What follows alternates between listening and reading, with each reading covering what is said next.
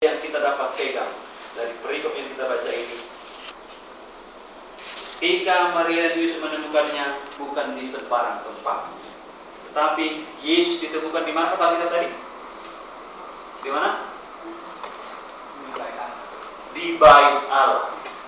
Di tempat di bait Allah. Berbicara tentang tempat di mana Kristus ditemukan. Tempat itu berbicara tentang bait Allah. Nah, bait Allah ini ternyata di Yahudi sekarang sudah tidak ada. Itu sudah dimusnahkan oleh bangsa Romawi. Nah, tetapi di era postmodern sekarang ini, bait Allah itu menggambarkan gerejanya. Bahkan gereja itu juga disebut, bait Allah itu juga disebut kita, jemaat Tuhan.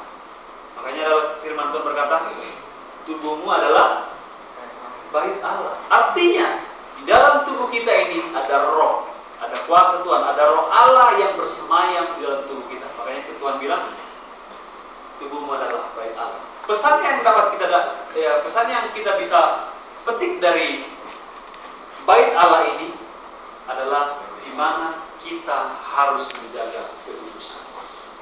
Di mana kita sebagai anak Tuhan jangan langsung gampang berkata, ya saya sudah percaya sama Tuhan, terus kita nggak usah perlu beribadah, nggak usah bersekutu. Jangan langsung seperti itu. Terus kita mengerjakan hal-hal yang tidak baik di luar sana. Ada banyak kita lihat di luar sana orang-orang yang berkata, saya memiliki KTP Kristen, tetapi kelakuannya bukan Kristen. Bahkan melebihi orang-orang dunia. Nah, sekarang pertanyaannya, kalau orang-orang seperti ini terjadi kita lihat di lapangan, apakah mereka akan masuk surga? Kita bisa berkata tidak mungkin. Karena teori dengan praktek itu harus sejalan. Ketika kita berkata secara teori, ya Tuhan Yesus baik, ya kita pun harus mempraktekannya dalam gaya hidup kita. Bagaimana gaya hidup Tuhan?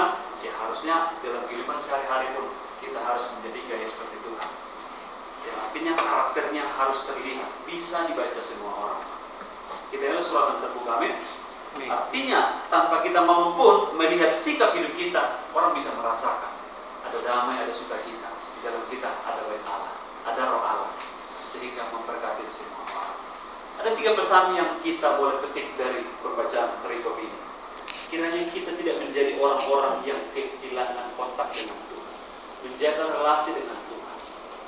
Walaupun di era postmodern, di era yang zaman canggih ini, walaupun seperti tadi ada prediksi, inilah yang menjadi pekerjaan kita.